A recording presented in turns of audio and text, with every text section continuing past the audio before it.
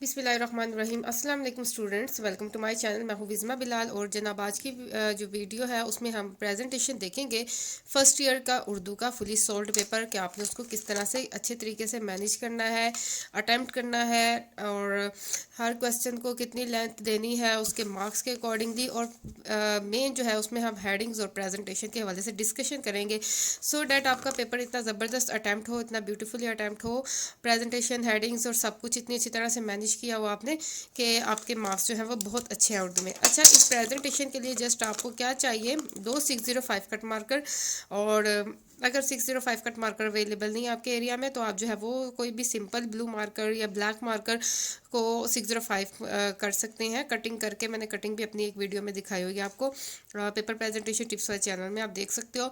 अच्छा जी, तो एक 605 जो है कट मार्कर मैं इसलिए कह रही हूँ कि ये देखें मैंने इसको इस तरह से डबल जो है वो कट किया हुआ है कि जब हम आउटलाइंस बनाएं, हेडिंग से नीचे अंडरलाइन करें या मार्जिन लाइंस ड्रॉ करें तो हम इससे डबल जो है वो लाइन से ड्रॉ हो, और इससे जो है वो ज़रा हेडिंग्स की भी खूबसूरती हो जाती है और आउटलाइन भी अच्छी लगती है और दूसरा मार्जिन लाइन्स भी अच्छी लगती है। एक 605 कट मार्कर जो है वो ये मेन हेडिंग्स के लिए, ये जो मेन हेडिंग्स हमने देनी है। और सिंपल 604 कट मार्कर जो है वो ब्लैक या ब्लू कोई भी ले सकते हो, वो सब हेडिंग्स के लिए, ठीक है। जो क्वेश्चंस के अंदर सब हेडिंग होगी मैं आगे आगे बताती जाऊंगी।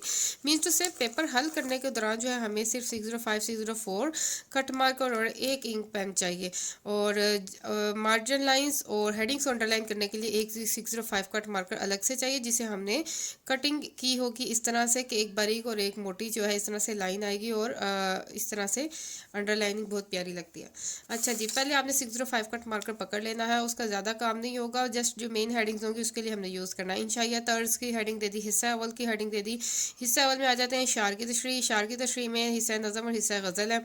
तो सवाल नंबर 2 उसमें है हिस्सा नज़म। तो उसमें अब आपने जो सा भी आपने अटैम्प्ट करना है अलिफ बे वो आपने बता देना है। आप अलिफ बे एंड बाद में भी दे सकते हो, पहले हिस्सा नज़म की हेडिंग दे दो और फिर अलिफ बे की हेडिंग दे दो। इसमें आ जाता है 604 कट मार्कर, फिर पकड़ लें और इसमें नज़म का उन्वान और शायर का नाम इसकी आप हेडिंग दे दें। अच्छा, मैं एक ट्रिक बता दूं, मैं जब यूज़ करती हूँ पेपर अटैम्प्ट करती हूँ तो मैं इस तरह से इनकी कैप्स जो है वो लूज़ रखती हूँ। लूज़ रखने से ये होता है कि बार बार हम इस तरह हार्डली ओपन करना को बंद करना इस तरह टाइम वेस्ट होता है, तो हमने ओपन करके रखी होती है। ज़्यादातर जो है पेपर के दौरान ये दो ही यूज़ होते हैं, 604 और इंक पेन। तो मेन हेडिंग से लिए बस हमें इसको निकालना पड़ता है, तो यूज़ करके आप चाहे से साइड पे रख दें और इनको यूज़ करें इस तरह से कैप लूज़ करके। ये लिखा फिर ये लिखा, जब लेंथी क्वेश्चन सॉल्व करने हो, मतलब कि जैसे कि तशरीह करनी है, तो फिर आप जो है वो मार्कर साइड पे रख के आराम से रिलैक्स होकर सिर्फ इंक पेन पकड़ें और लिखते जाएं। जब शॉर्ट क्वेश्चंस करने हो उसके लिए इस तरह से बेस्ट है कि दोनों को एट अ टाइम होल्ड करें। तशरीह की हेडिंग थी 605 से और तशरीह लिखी और कोशिश करें कि आप पैसेजेस की फॉर्म में लिखें और पैसेजेस भी सेम लाइंस पे मत रखें, यानी 5 5 5 नहीं, थोड़ा डिफरेंट करते जाएं। कोई 4 लाइंस पे कर दें, कोई 5 पे, कोई जैसे आप बुक पे देखते हो इस तरह से होने होते हैं। टॉपिक वाइज पे, टॉपिक पे डिपेंड करता है, तो 6 लाइंस पे इस तरह से आप पैसेजेस बनाए, खूबसूरती आएगी और अच्छा इंप्रेशन पड़ेगा। शेयर वगैरह अगर आपने ऐड करने हैं तो इस तरीके से ऐड करें, ठीक है। ये देखिए ये तरीका मैं आपको दिखा रही हूँ। बुलेट लगाएं इस तरह से और यहाँ पे आप साइन लगाएं शेयर का और ये शेयर लिखें।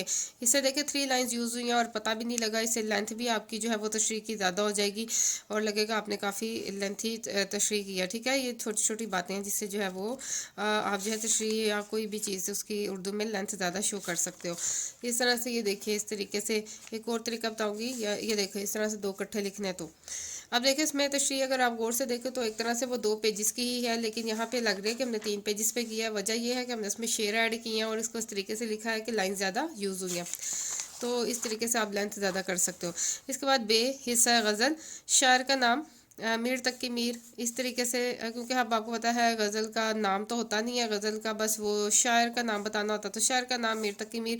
अच्छा, अब इसमें डिफरेंट इशार होंगे 1 2 3 नंबरिंग के साथ, तो आपने नंबरिंग बता देनी है। और गुल को होता क्योंकि आपको कुछ तो लिखना पड़ेगा, या पूरा शेर लिख लो या आप इस तरह से लिख लो, क्योंकि आपको पता है उर्दू में हमारी लाइन्स जो है टाइम शॉर्ट होता है, तो हमें तशरीह पे ज़्यादा फोकस करना है। तो अपने शेर बस इशारा करना है उसको एग्जामिनर को कि आप इस शेर की तशरीह करने लगे, गुल को होता सबा।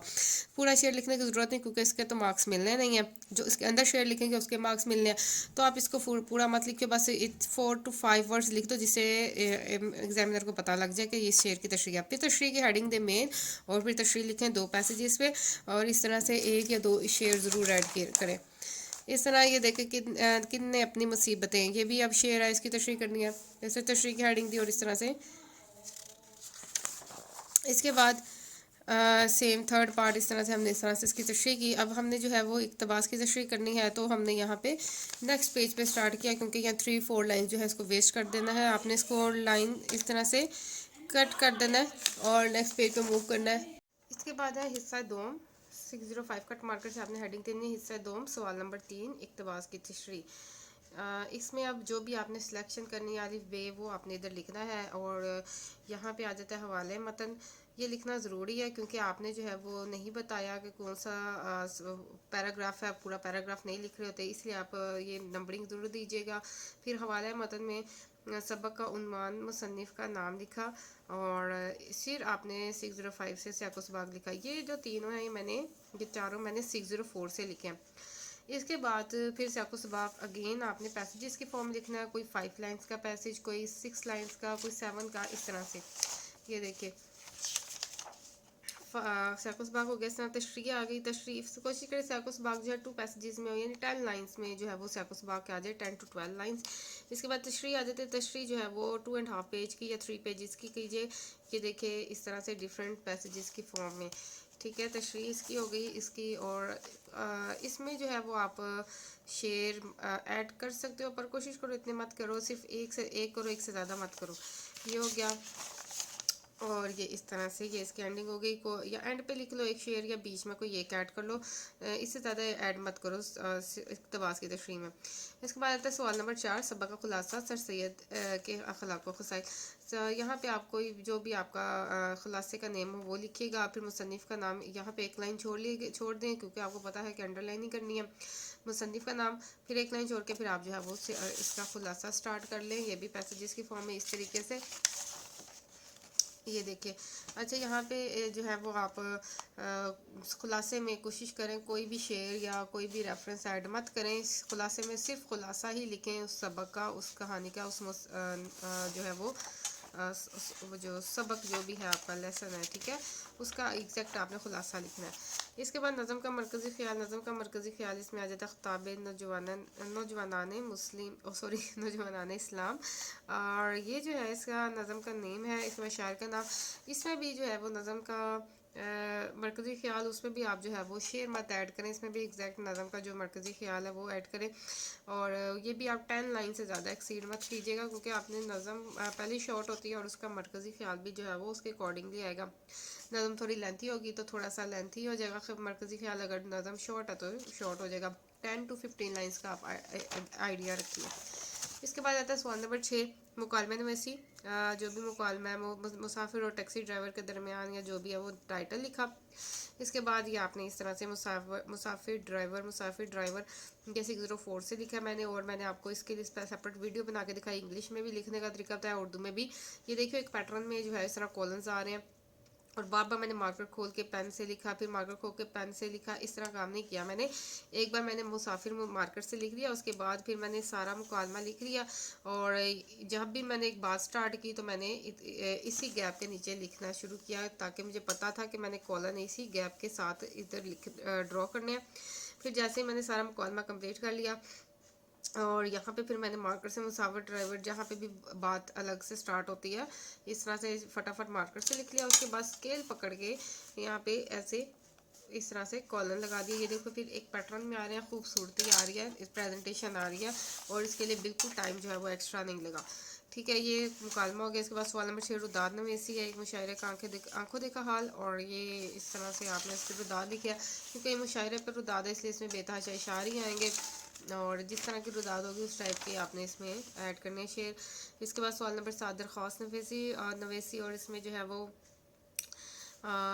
है वो टॉपिक का नेम और फिर इसके बाद दरख्वास्त लिखी हमने। ठीक है, जो भी इसकी प्रॉपर लेंथ है 1.5 ही हो सकती है, इससे ज़्यादा तो नहीं होगी, या 1 या 2 पेजेस की इस तरह से। और एंड पे अर्ज़गुज़ार ये नाम और ये डेट हमने मार्कर से लिख दी, और डेट बिल्कुल करेक्ट जो है वो सिंटेक्स के साथ लिखिएगा। फिर सवाल नंबर 8 जो है तलखीस नवीसी में उन्वान, और जो भी इसका उन्वान बनता वो लिखा, तलखीस उस पैराग्राफ की तलखीस होगी। तो इस तरीके से अगर आप पेपर सॉल्व करेंगे इंशाल्लाह आपके फर्स्ट ईयर में उर्दू के मार्क्स जो है बहुत ज़बरदस्त आएंगे, और आप जो है वो अगर टॉपर बनना चाह रहे हैं तो इंशाल्लाह ये उर्दू का पेपर में कहीं से भी कमी नहीं रहेगी। और अगर आप जो है वो एवरेज स्टूडेंट है तो आप अच्छे मार्क्स गेन कर पाएंगे। अपना ख्याल रखिएगा, और किसी सब्जेक्ट की प्रेजेंटेशन चाहिए तो मेरे चैनल पर अवेलेबल है। और इसके अलावा अगर जो मिसिंग है वो आप कमेंट करें, मैं उसके लिए प्रेजेंटेशन रेडी करके अपने चैनल पर अपलोड कर दूँगी। अपना ख्याल रखिएगा। अल्लाह हाफिज़।